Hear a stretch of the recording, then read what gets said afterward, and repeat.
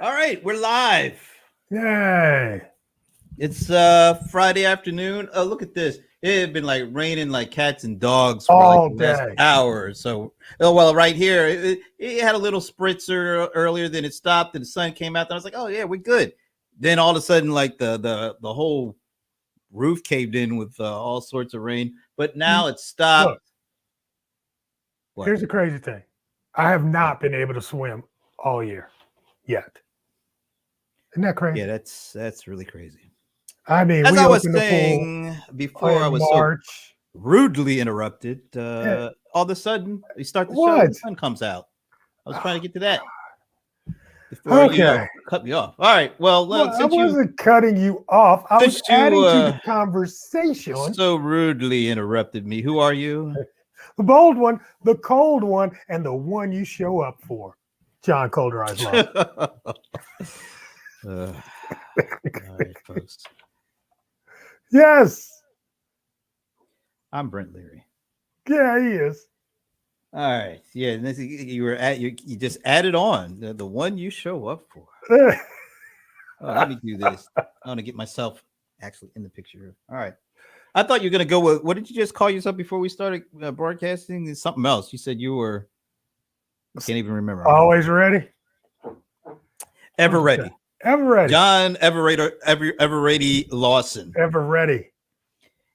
Ever Wasn't that ready. like the battery or something like that? Wasn't there a battery called the Ever Ready battery or something like that? Yeah, I don't know. We don't. So. Our batteries plug in now. Yeah, that must have been in your day. Well, especially at your age, you got to keep. No, that must have been in your day. Anyway, it is a watching Amazon Friday afternoon. Man, there's a lot. You know, a lot happened in the last week. Did it really? I didn't even notice. No, all right. Well, no, this will be interesting. Let's see what you came up with. Well, it's a new era. It's a new era for watching Amazon. It is. You know why, right? Yeah, let me show you why. No, what? Now this, Jeff Bezos officially stepping down as Amazon CEO Monday. Kenny, bring you back in. What does this mean for the company, do you think? Any change at all? No. I mean, listen, congratulations to Jeff Bezos, right? It's been one hell of a ride. He's really not going anywhere. And he's the biggest shareholder. So, I mean, it's not like he's walking out. It's not like he's walking out the door and never coming back. Look, the stock is up in the pre-market. Clearly, investors are not worried about it. This announcement's been out for a couple of months. Everyone's been able to prepare about it. If you were nervous about Jeff Bezos walking out the door, so nervous that you sold your stock, well, then you sold your stock, which I would have thought was a dumb thing to do. So, no, not at all. I view this as just the next step in the evolution of Amazon. Let me say this about that dude. All right, get over it. Let me say that dude's beard was so finely crafted. I got to give him some props. That thing looked like it was sculpted. I got to get that because right now I'm looking really scruffy. But right now, wait, right? What do you mean? Right now, this period in your life. Anyway, so your thoughts in the new era? I will just brush that last comment aside. We're in a new era. What should we expect in the what do we call it? The AJF era after Jeff era? Okay. Wait a minute. What's Finn? What? Hello, ladies. What the hell? What are you talking about your favorite Beastie Boys song? I don't know what to the wrong show. That's okay. That's okay, Sven. All right. Your thoughts on the beginning of the after? I mean, and what? I think. What are you expecting? I think Santa was right. I think there is. That was a good one. That was a good one, right? No, I think he's right. I mean, it's like we've known this was coming. I don't see, I don't see this entity that is Jeff Bezos will not go away. So yes, he's taken away. He's not doing the day-to-day anymore. So he's not in the business. He's working over the business now. And he's got other things he's trying to do, which is a go to space. So I think it's important. He's definitely going away. Going up and away to space. Yeah. But he said wrong show. Wrong show. Yes, Sven. Yes, Yeah, Sven. Wrong yeah. show. Wrong show. Anyway, Sven got jokes all the way over in Germany. He's got good jokes. All right, so now I think why would you change anything to go in a different trajectory? I mean, the blueprint is there, folks. I suggest you use it. I mean and it's just not going to be any different. I don't see this corporation changing direction because he's not there, because he's still there. Like you said, he's the number one shareholder, and it works. Why change it? Good for Jeff. He's living his dream, man. He's going to space. Although your boy is going up, tomorrow? Yeah, that's funny. Branson? That is hilarious. I tell you, man, the billionaire space race, the billionaire astronauts, or whatever you want to call. I heard that one thing that the Amazon team is trying to distinguish is that Branson isn't going as far up into space. Oh, so that's where we're going now. Really? Hey, my daddy can beat up your daddy. That's where we're going now. Okay, fantastic. Yeah, Sven is on a roll, ain't he? We're joking about Amazon, and he's joking about us. All right, there you go. It's multi-level jokes going on here, apparently. Joke's on you, Brent. You got all fuzzy. Me? I'm sorry. I'm going back and forth. No, that's okay. What are you, camera? And you know what? I've noticed. Yeah, I don't have on my right glasses. Let me turn on the other old man glasses. Bam. You like Fred Sanford? Let me I get am. right there. I do. I got glasses all around the house. Do like me, get the progressive style. I have progressive. These are progressives, right?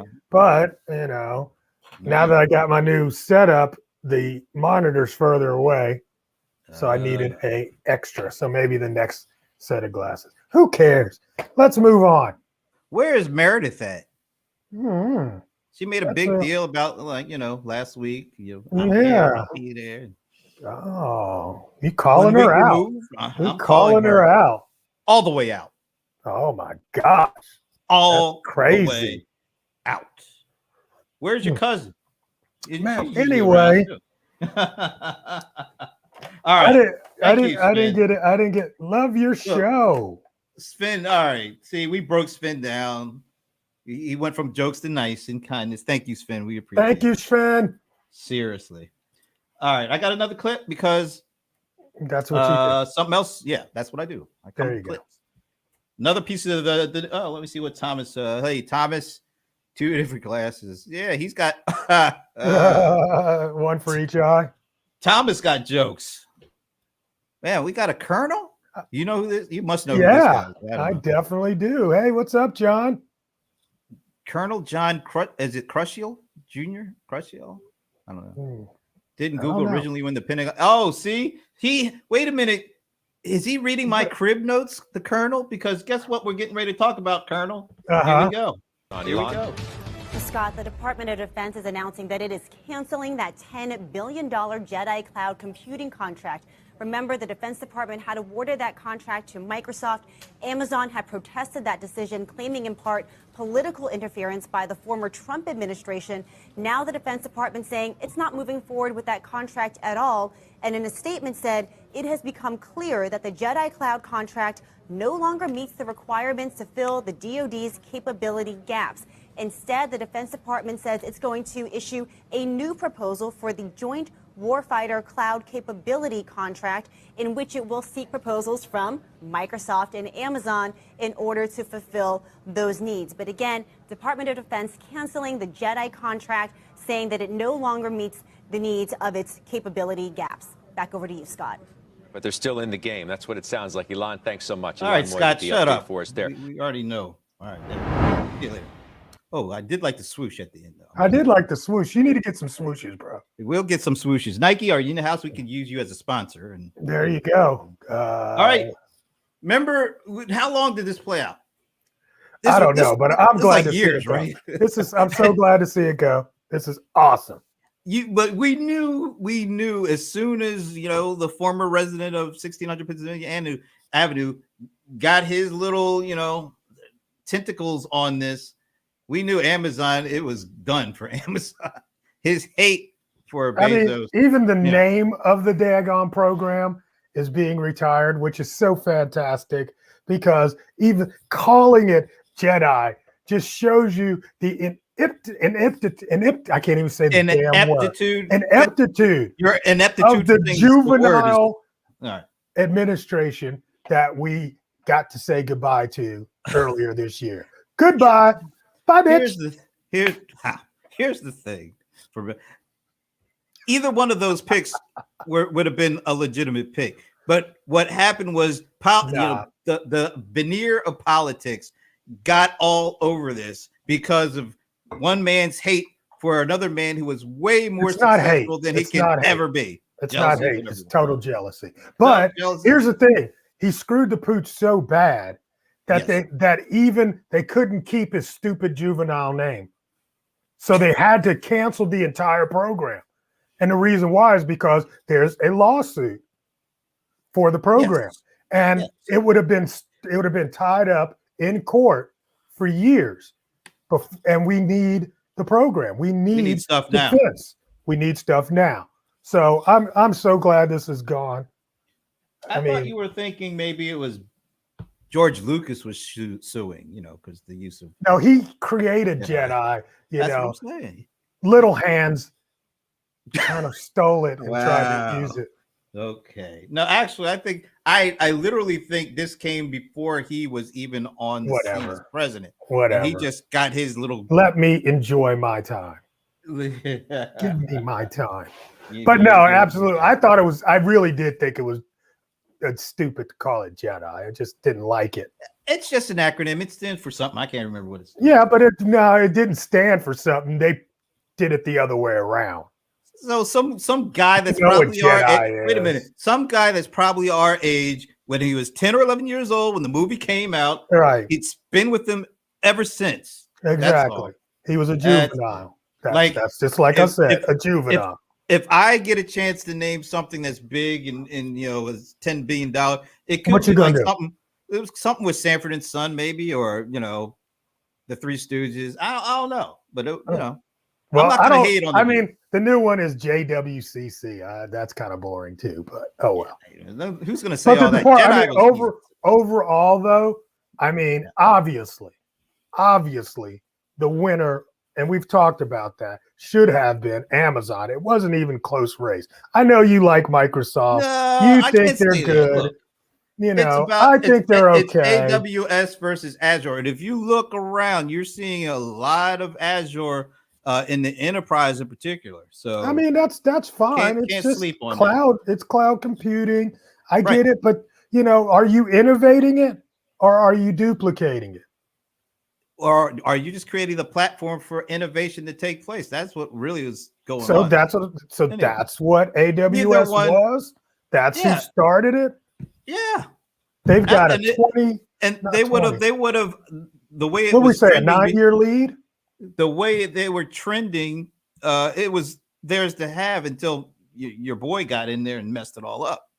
Yeah, I wasn't even close. Yeah. Nobody was talking about Azure. Let's think of it. Let's put this out there because maybe Azure is going to come in and want to do. Come on, seriously. Thomas has a valid question. Why should this have? It could have gone to either one, and it would have been justifiable for either one. The only problem that came up out of all this thing is 45 with his jealous and hatred. I'll say it for Jeff Bezos. He tipped the scales for political reasons, for personal reasons, not for, actual one couldn't do the job and the other could. Both could do the job. I'm just saying like that. Well, I mean, come on, man. I mean, AWS has a huge market share when it comes to web hosting. They created the lane.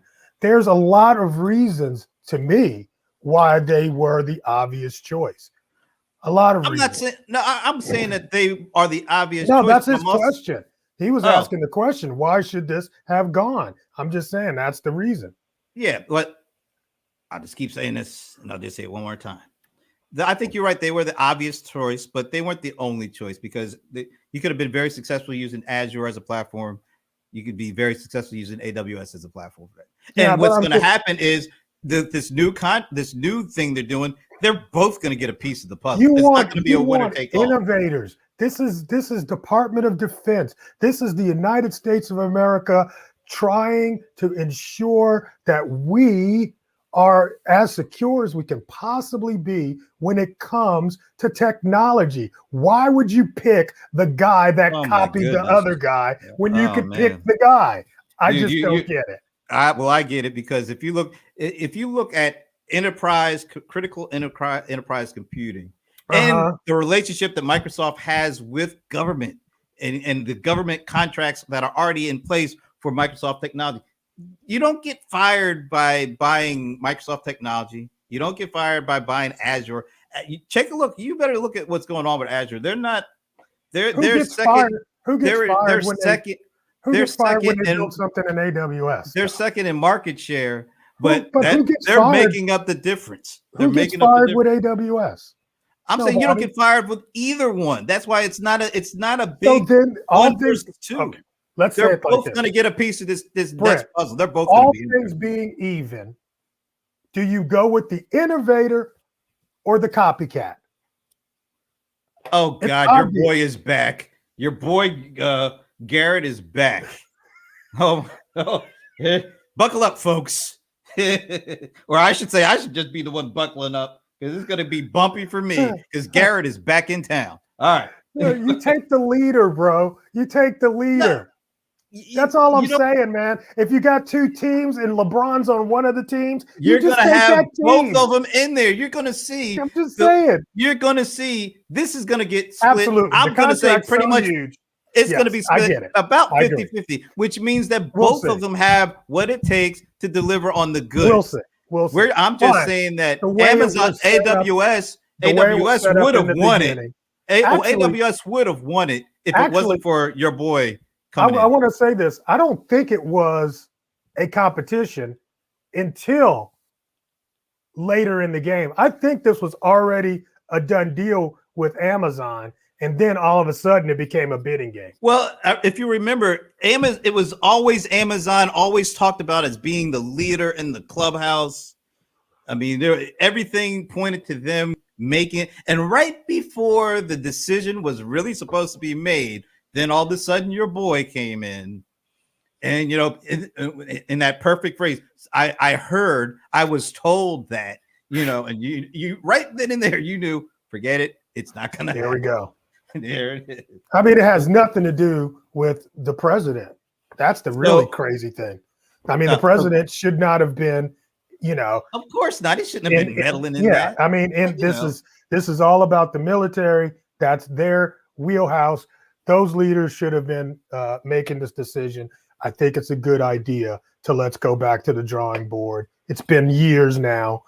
Let's reformat and start over again. The process had been contaminated. Yeah, basically. Absolutely. So I'm glad they're doing. No matter who wins. I'm not going to hate on Amazon. I mean, Microsoft. Yeah, there's really no need to hate on it. It's neither their fault that this thing became a mess. Yeah. Garrett, Oracle is number 4. They're not ready. And it's not ready for prime time. They're a long ways. There's a big gap between 1 and 2, and then everybody else. Yeah. AWS and Azure are. I mean, even Google wasn't even in the. Google's like a distant third, and Oracle is even a more distant fourth. Right. From that perspective. Although Oracle has great technology too, but absolutely, all of these guys have great technology. What? But it looks like you want to say something. Except for I've Windows. never known you to. Except for Windows. But go ahead. Look, it is what it is. It is what it is.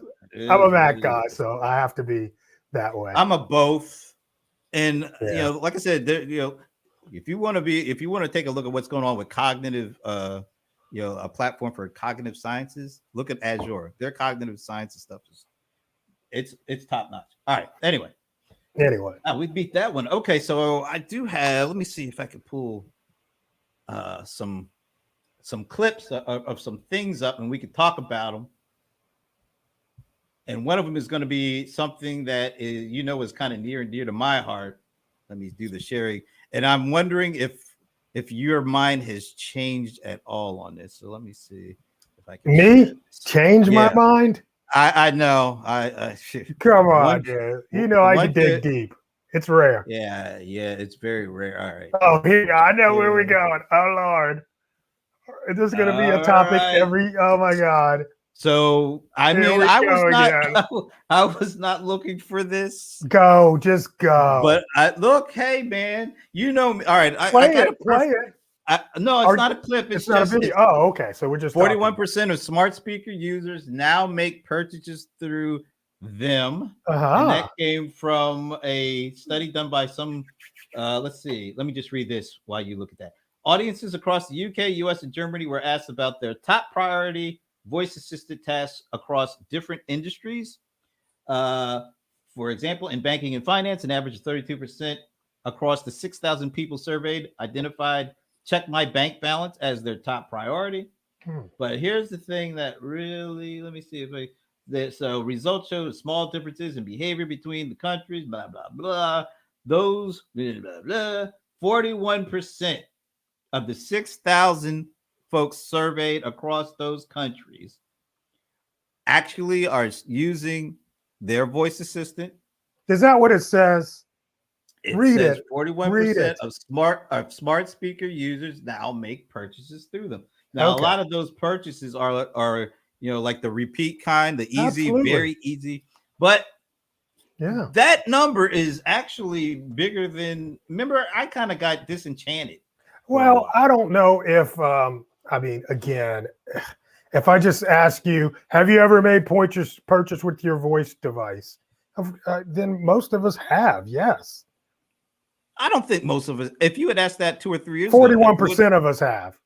It wouldn't have been near 41%. Well, no, it's definitely growing, but the question, I don't believe. Here's the thing: I don't believe the question really should be about whether or not you made a purchase. What should it be? I believe the question should be: have you purchased something you would not have purchased or would have purchased somewhere else, but did it with voice? You see what I'm saying? Well, I'm saying, like, look, I can type this in or I can just say it. Well, I'm just going to say it. I don't know if the question for me is not whether or not the answer doesn't let me know if the pie is expanding. This is why I think it does let you know. If you ask the same question year over year over year, that gives you the trend. And if the trend was 5 years ago, 10% said it, and today 41% say it, then you know at a very high level that more and more people are using these things to buy stuff. Now you can get more intricate about, like, what are they buying? Is it a complex kind of deal? What is the amount you're comfortable spending with that? Right. Those are great questions too, but just the trend. Is it a repeat buy or is it a new buy? You know, Amazon literally is enticing people to purchase with the Amazon device. We talked about this, like, definitely. It's not only the device, but they've got deals. If you're a Prime member, no, that's what I'm saying. No, I'm not saying the device. I'm saying on the device. If you ask your device, what are your deals today? There are specific deals that are only on the device. I like what Thomas said. I don't like that he agreed with you. What? Not doing, but I think that you got to have both those questions. You got to have a top line question for the general audience to see just how pervasive is buying. Has it been? Has it gotten over time? But then I do like the fact that getting more specific. For this guy, you want a general question, so this guy can make a generalized statement. I get it. You want it so that you can track over time the trend. Okay, well, the trend's going up, Brent. Like, if we had asked this when Siri came out, 10 years ago? We're at the 10-year anniversary of Siri. So it's the 10-year anniversary of voice assistants in at the consumer level, at least. So if we had asked how many of you are using Siri to buy stuff 10 years ago, it would have been like damn near 0%. Great. So what is your point? So what's your point with this? If you ask the same question over time, then you see a trend. So what's your trend? What's your trend? The trend is more people than I anticipated, had expected, are now buying this because we don't hear about the purchasing aspect of using these devices. Have bought. Have bought. Exactly. Have bought. Okay. You can, yeah, Thomas. You can, I'm sorry. I'm sorry that you agreed with him, but Oh, it is sorry, what Brent. it is. Sorry, Brent. Thomas is a very, very intelligent individual. Stop fronting. You guys. But you know what? What Again buying spy tools. That's what Finn is saying. That's what they're buying. on there. But again, I mean, if I've bought something on Amazon and I want to purchase it again, then I can totally see that. But you go back 5 years, 10 years, like you're saying, there was no player that was a shopping, or a e-commerce player in this game. So, I mean, Amazon coming in the game with the desire for people to purchase, I can definitely see the trend going up, but I just don't see it necessarily being some new thing that's going on. It's just people using their voice more. Well, okay. Yeah. I'm not Maybe. All right. So I got another chart. It's interesting. Oh no, here we go. About trends. You got another trend? More trends? I love my trends. This has been a big week then. Uh-oh. This one I just find fascinating. I saw this this Bloomberg thing. So we all know that digital shopping of all sorts, including, of course, buying groceries and food, just went off the chain last year, right? And that's Instacart is one of those folks that benefited from that. Walmart too, right? I mean, Walmart got themselves in the game. But look at this chart. What happened? Look what's going on right now. When we're getting ready to come out of the pandemic, people are starting to get out of their house. People are starting to kind of do some more traditional grocery shopping. Look what has happened to Instacart. Wow. And look what's going on. That's like a cliff they've fallen off of. Yeah, I really wish I wish this chart went back to January. Only because I want to know where they were before the pandemic. Well, so you're getting the year over year for each month, right? Right. And you're up like almost 350% year over year versus, and Walmart was up about 100% year over year in August, right? About August of last year. And even up until this year, up until January of this year, well, actually February of this year, Instacart was killing it. And then all this, look at how steep that now it's actually, they're doing less than they were the year before. Yeah, but it starts in June 2020, which is in the midst of the pandemic. That's all I'm saying. Right, but we all know around March and April, everything shot up. I'm assuming. So that's when they went to 300%. Let's put it like that. Yeah, year over year, right? But did they hold any, like this bottom part here in April? Were they below this -50? I don't know. Well, they're being compared to the year ago that month of June of 2020 versus 21. You think this April is based on April of last year? This April of 2020. is April 2021. Right. That means that, for example, Walmart is almost 150% better year over year. Instacart is like less than what they were doing. I don't know. I don't get that one. Because look at this September, October, where there's a dip over the prior year. You're telling me that Walmart's did in September, October less in 2020 than they did September, October in 2019? I find that hard to believe. Well, you got to take that up with Bloomberg, but that's exactly what I think this. I mean, it says year over year. I think that's saying this 1 year change. I don't know, but I find this chart to be. It is saying year suspect. over year. I know. I find this chart to be suspect. It just doesn't make sense to me. Well, apparently Instacart is losing business big time. That's the basic of the chart. But that's not surprising. Let's see. Pierre is saying John is right. So immediately I am not agreeing to this. He will not read anything after that. The chart overlooks the February-March period where people were beginning to stay home and we need but you're getting a Yes. full year. You're still. I mean, it would have been great if they did give it to you right before everything shut down. It'd be interesting. But if you're looking at this year over year, you would assume. Well, it does say year over year percent change in U.S. sales. Right. That's what I'm saying. You would assume that is, but it doesn't make sense. If I'm looking at it, it just doesn't make sense. See, we're looking at a month over month, year yeah, over month year. over month. I get it. So it's not smoothed out. It's because of all the herky jerkiness that takes place every month. But look, these things are kind of following a same kind of pattern, except for Instacart fell off a cliff. But before that, they were kind of the same chart, except for whatever happened here. I don't know what. Oh, let me read you. Where? Where? Wait a minute. There is something. Let me read this. Because there is something that was pointed out. Okay, so let me read this. So Kroger, the biggest U.S. grocery chain after Walmart, has long been one of Instacart's closest partners. Nearly all orders delivered from Kroger supermarkets rely on Instacart technology and its drivers, contract workers hired to pick groceries up off the shelves and make deliveries using their own vehicles. Now, here's the killer. Here's the kicker. This is why I think you're going to agree with this chart now. But this year, Kroger also started using its own drivers and technology built by a rival firm, Ocado, for deliveries made from Kroger's own warehouses. So if we put Ocado into this chart, it would make more sense. It wouldn't be as big a fall off. We would see Ocado's numbers cross Instacart.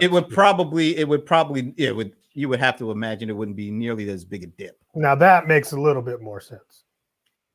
So Instacart is the one that's having the issue. Well, this chart shows it's Instacart that's having Walmart is not having the issue. It's Instacart having the issue. I just thought it was interesting to see. But now we know why. Because I was like, how could Instacart? My thing was, how could Instacart lose 300% in a month? That's just insane. No, it's not in a month. It's a year. It's a year-over-year comparison. Well, it was up 300% in March, and then it was down 300% in April. Year over year, you lost in a month. Yeah, year over year. Okay, yeah, right. You didn't. So it's like that's a lot of. Well, you know what? Instacart got issues. They got big issues because they do. Walmart. Well, and this kind of piggybacks to what we were talking about last week. It looks like Walmart is trying to figure out a way to get more control over the delivery system that they use and not farm it out and be at the whim of what Instacart is doing. Yeah. I mean, because now we see that there is, and that was the other part that kind of was confusing to me, because there has to be a shift of some people that never ordered groceries delivered that are now ordering groceries delivered. There has to be a shift. It was like, how could they not maintain and increase year over year for Instacart? That was the thing. It's like, that would make no sense. But it goes back to this whole idea of you've got to have more control over the complete delivery, fulfillment, supply chain ecosystem. Yeah. Or yeah. You need to be an innovator in the market and not just a duplicator. Okay. But really, if you think about it, I mean, Instacart, what do they really bring to the game other than they've copied other business models?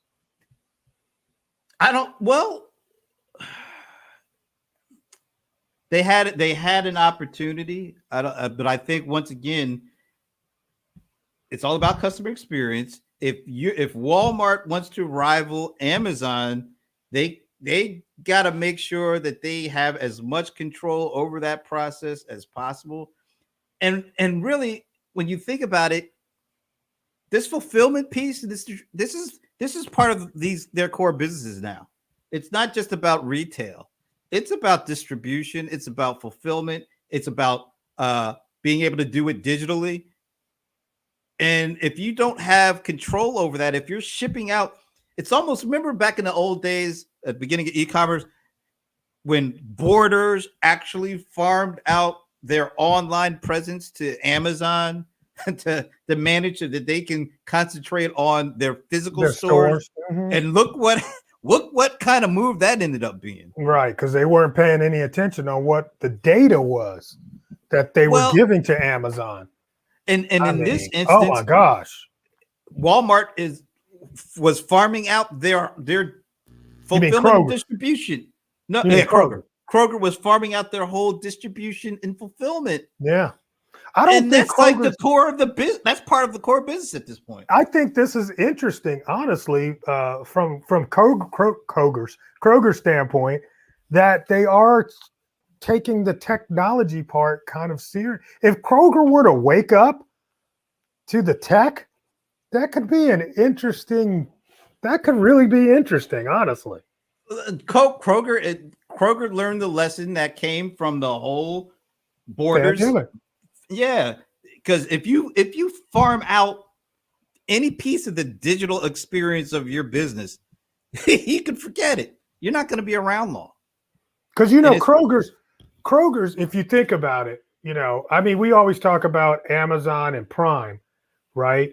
But honestly, Kroger's made the member shopper experience way long ago, man, where you would get that Kroger card on your keychain and you would get discounts based on that. And then they would be able to tell what you bought. And sometimes you would get coupons on, in the mail based on what you did. So it's interesting that Kroger's is they should be in this game when it comes to e-commerce. Kroger's really should be in this game because I still use that. Do you? I mean, you probably don't shop at Kroger's. I go to Ingles. The Kroger is right across the street, but I just go to Ingles because it's less crowded. That's just my thing. I used to like that.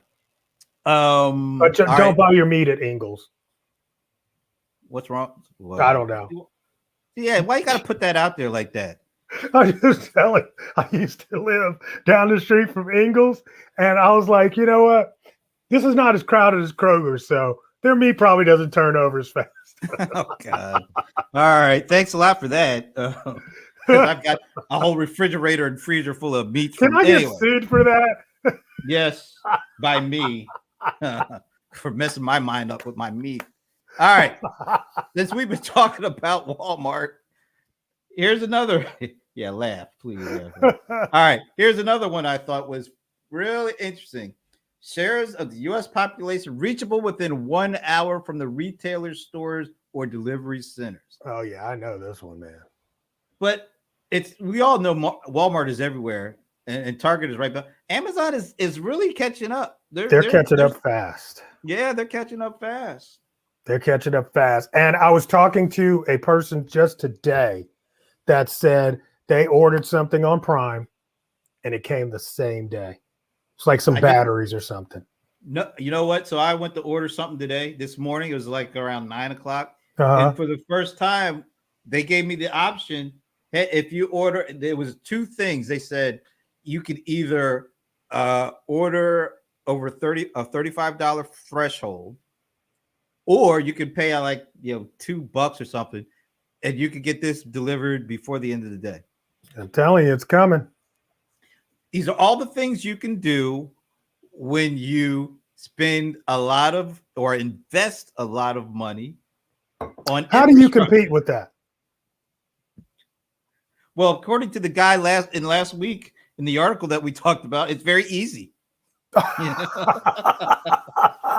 Oh, that's right. We just need the drivers to know your name. That's all. Don't worry about it. But here's another. I don't think I have a.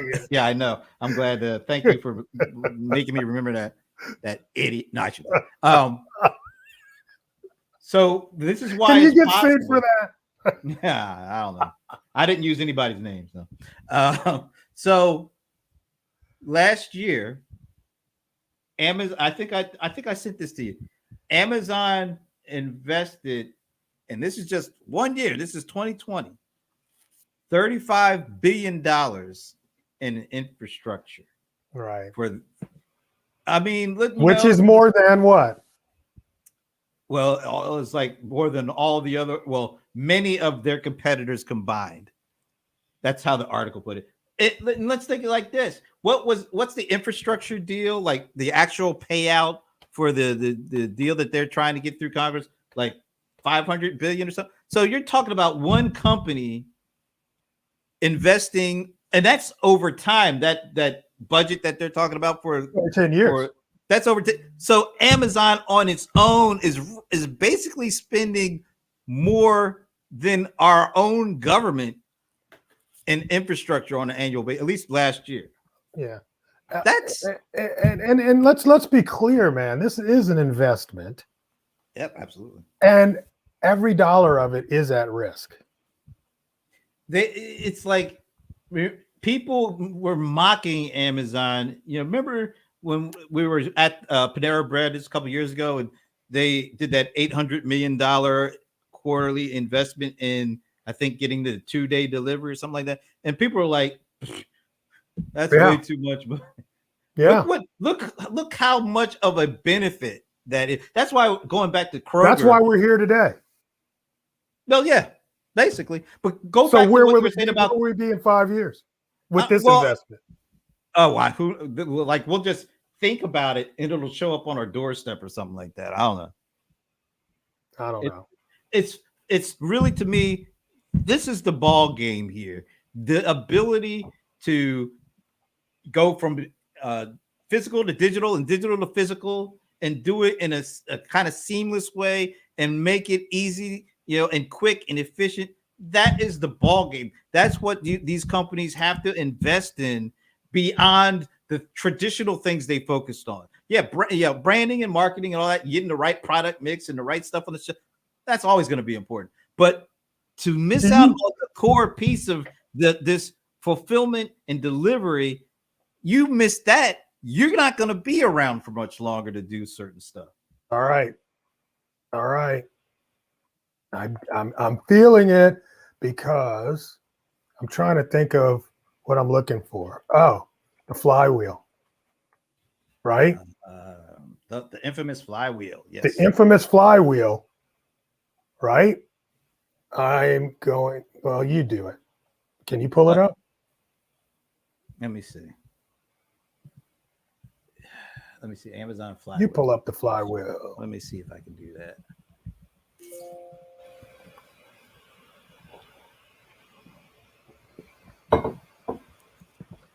This is interesting. Let's see, which one is the best one? Oh, it don't matter. Let me try this one. All right, let's see what we got. Oh, I hate when they. Oh, me too. Annoying. Goodness. Okay, fantastic, guys. So now, if you just think about what Brent just said, all of a sudden, these are the only thing that you need to be focusing on right now. It's not about brand. You know what I'm saying? It's not about the marketing. If you are in this game right now, these 6 things need to be at the top of what you're thinking about if you want to compete with Amazon. Just think about that. That's crazy. But what you said really made me like, wow, it just popped in my head. It's like, if you're not thinking about that traffic, those sellers, getting great selection and having a good experience, you're going to lose going forward, or for at least, I don't know how long, but for right now, this is what you need to be thinking about. Lower cost structure, lower prices, customer experience, selections, traffic, sellers. That's what you need to be focusing on. If you're focusing on all these other parts, you need to put those on the back burner right now. And if you want to compete in this game, this is what you got to be thinking about, because this is how Amazon is growing. You don't want to end up like Borders did. Could you explain seller? Oh, put that up for me, Pierre, just so you know who sellers are. Oh yeah, go ahead. Knock yourself out. What? What do you This mean? is all I'm getting out of the way for you. Okay, so sellers for Amazon, sellers are third-party sellers, and it's the third-party sellers that source product for Amazon. If you just feel me on that, third-party sellers source all the product selection for Amazon. It's the weighting of having so many sellers on their platform that brings the massive amount of selection. So sellers are independent third-party small businesses, basically. And they understand that having those on their platform bring greater selection. So Walmart, if we just take Walmart as just Walmart, they have buyers in that little section.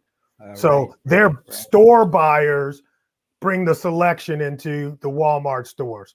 But that's the opposite for Amazon. Their sellers bring in deep selection. You want to address some of the things that Thomas is saying? Because I think he's kind of addressing you on some of this. So selection and price are what makes customer experience. No, where is he saying that? Selection. He's looking at the flywheel and it has lower prices and selection. No, it's not. It's basically the way the flywheel works. It says greater selection helps with the customer experience. Lower prices helps with the customer experience. But as you say, the returns and all of that absolutely help with the customer experience. But this flywheel was actually put together in the beginning of Amazon's journey, right? And Amazon did not learn the customer experience of return policy in its beginning. Amazon learned that when it was getting its butt kicked by a shoe company called Zappos. And so when they bought Zappos, they brought in Zappos return and 1 year kind of, was it 1 year? Or it might have been forever. I don't remember. I think it was 1 year. You had a year to return. And that's what Amazon learned from bringing in Zappos. So, hey, if you can't beat them, buy them. If you can't beat them, buy them. Yeah. And incorporate the things that work for them into. I mean, you know, look at Sven, man. That's what Sven's. Where's all this? Like, dude, look, I'll tell you right now, Sven. If you put the right customer experience together, and people can order their stuff and get it when they expect it, and it's easy and simplistic, and you don't have to even think about it or worry about it. That's where the trust comes in, and really, that's the empathy, because that's all we want. Give me my stuff. Make it easy for me to find my stuff. Make it easy for me to buy my stuff. Make it efficient to get my stuff. That's all the empathy I'm looking for, buddy. Pretty much. But we're just talking about, look, if you're in this game and you're trying to compete with Amazon, these are areas that are of major focus for you guys. And because this is why they're winning. And it's so interesting, like you said, like Kroger has learned the lesson. They know that they have to control as much of that experience beyond the people coming into the store. And that's their traditional thing, how to set up the aisles, how to place. They're going to always have to worry about that. But Kroger realizes, my goodness, it's about what happens outside the store. We have to have way more control over that, because that's the piece of the customer experience as well. And if everything goes great in the store, but everything goes south outside the store, that means the whole experience is going south. That's just the bottom line at this point. I mean, everything that we're experiencing right now, you know, is changing the game. I mean, right now, you know, sure, our country, plenty of people are vaccinated, but it seems like here we go again. You know, like there might be probably not lockdowns, but there might be some voluntary, I'm not going out if this stuff starts spreading again. In other countries, you know, it's spreading like crazy, right? So Well, you saw what happened with the Olympics. No spectators. Yeah, no spectators. It's like I just talked to somebody in Bali, and she was, we're in lockdown again. So if you're a global company, you're thinking about this delivery technology whole thing all over again, because you don't want to get caught flat-footed in another rush of the pandemic. There's another wave of coming at some point until it's gone. Let me ask you this, and then we can kind of tie things up. When you're a small business seller, how much of what we just talked about is important for you to understand about which partner you go with? Well, I mean, you know what? So as a small business, you're nimble. You don't have to make just one selection. You can be on Walmart, Amazon, and eBay all at the same time. There's technology that'll help you do that, and along with your own Shopify store. So my thing is focus in on the place where the most growth is right now for you, but you don't have to limit yourself to just one partner. Although right now, if you did that with, let's say, an Amazon, it probably would pay out better than maybe you did with some of these other partners, but you're not limited. You're definitely not limited. You go where the people are in the marketplace. I guess that's a big consideration. And you go with, I guess, where you can get your stuff into the customer's hands as efficiently and as cost effectively as possible, I guess, right? And the other thing I tell people is, like, they're like, well, how do we compete with Amazon? And I'm like, you don't. That's not on your radar. You're not competing with Amazon. That's like playing Little League football and wanting to compete with the Dallas Cowboys or whoever won the last. I know it wasn't the Dallas Cowboys, but say with a Super Bowl team. You don't say that. It's not even in your mind. So I try to get them to stop thinking that way. Amazon is something that can help your business reach Amazon's customers. So you might have your Shopify store and it's doing great things, but that doesn't mean you're reaching Amazon customers.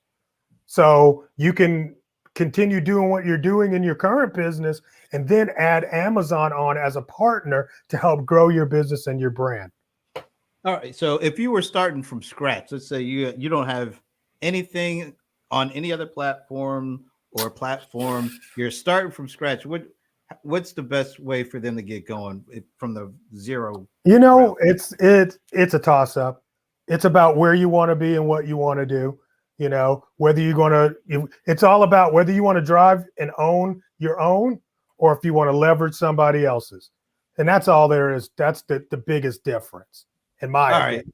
Let's so what's the most important thing to own as a small business selling on any marketplace today? Is it your customer list, or is it having an efficient and effective presence on a marketplace like Amazon or something else, where you don't have to worry about some of the nuts and bolts because they've kind of got it taken care of, but you don't have control over the customer list? So what's more important? All right. And so I was just talking to a client this morning. This is exactly the conversation we were having, because they were like, and we pulled all our stuff off of Amazon because we didn't get the customer information. And I'm like, let me ask you a question, bro.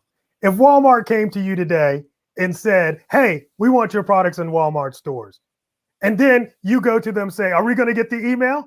And Walmart's like, oh, hell no. Would you say, oh, no to Walmart? Of course you wouldn't. You don't even expect it from Walmart, but somehow you expect Amazon to give you their customer information. It's not your customer. So that's what I had to make him understand. These are Amazon's customers. They're paying Amazon $129 every year to be their customer. Amazon has spent a lot of money, effort, and marketing to get that customer, and they're not going to free willy it to you simply because simply because there's only one thing on that flywheel that has two arrows pointing into it, and that's customer experience.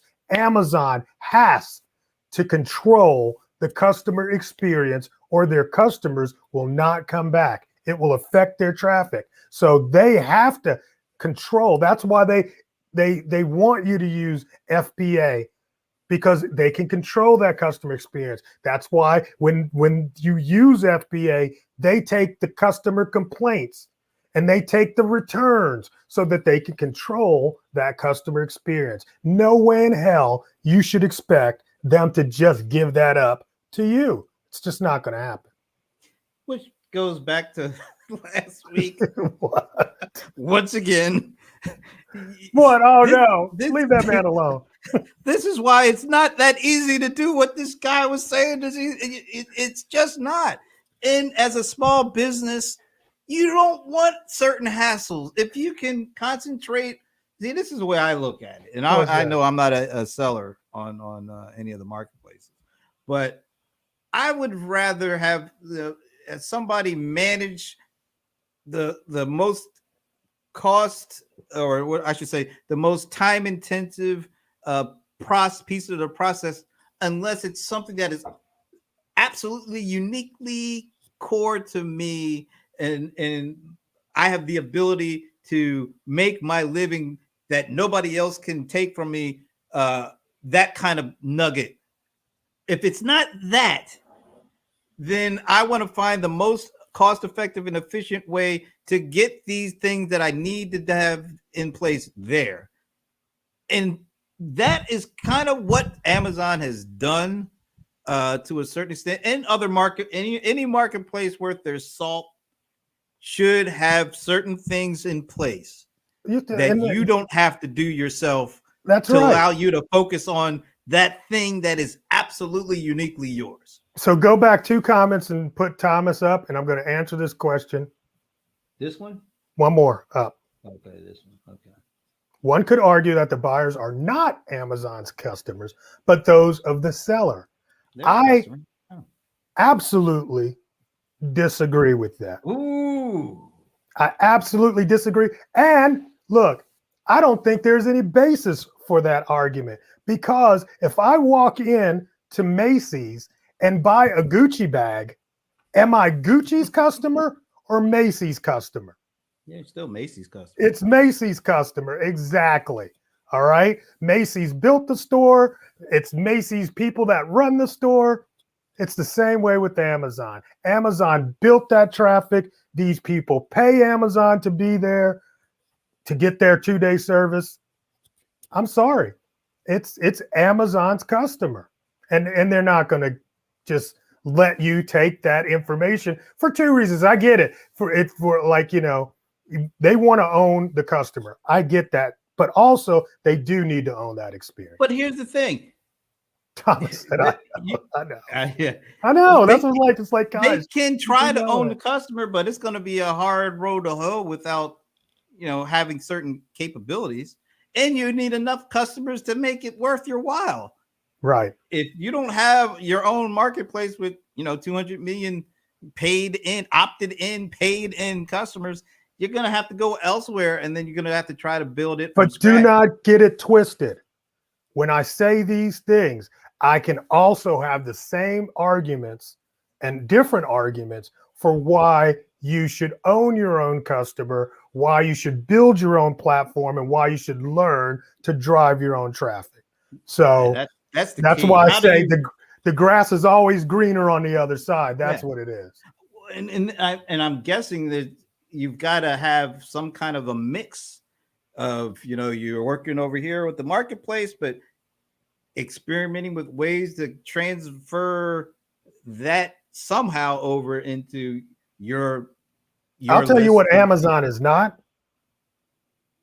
Stupid. One word: independence. They're not independents. Yeah, you will not be. You will not feel independent when you're dependent on Amazon and their traffic. Well, I don't so think you don't get independence. If you want independence, go do your own thing. because Go- there are go to rules that you have to abide by on the Amazon platform. So, I mean, you're going to be beholden to a bigger entity when you're dealing with a bigger entity like that. Let's face it. Is Groupon still around? Because I hardly ever hear Groupon anybody. is still around. Look, guess who else is still around? I looked up Living Social yesterday. It's still around. What? Yes, Oh my I couldn't God. believe it. But the whole thing about Groupon was they help you get your first set of customers, right? Yeah, by You know? taking, you had to be 50% off and you had to give them 25% of the take. Yeah, I don't see that That's as a great deal. And it's 75%. definitely not Anyway, we can talk sustainable. about that business model a little That's bit not later. sustainable. But I this has been really interesting from to hear you kind of take questions from Thomas, because sometimes some of these things they're not said enough, or at least maybe I'm not hearing them said enough. But what I hear a lot is some people's voice frustrations about dealing with marketplaces, and some of it I can understand the frustration, but you got to realize these folks built the marketplace just like physical markets were built, or physical shops, malls, Right. to have people rush through them. Exactly. So that's a good one, Brent. If I build the mall and you rent the store, whose traffic is it?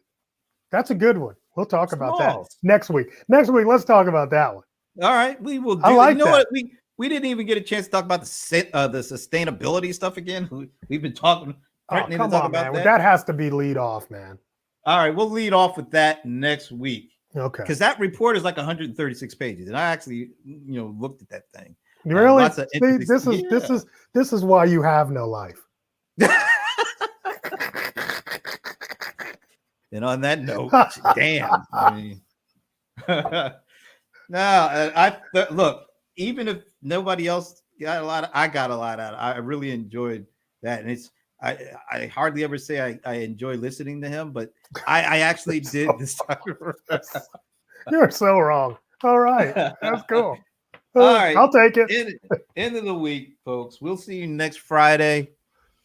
We'll be talking about sustainability, so get ready. Get ready. There's a lot of things to talk about when it comes to that. Peace. Later. We'll see you. If I can only hit the end broadcast button.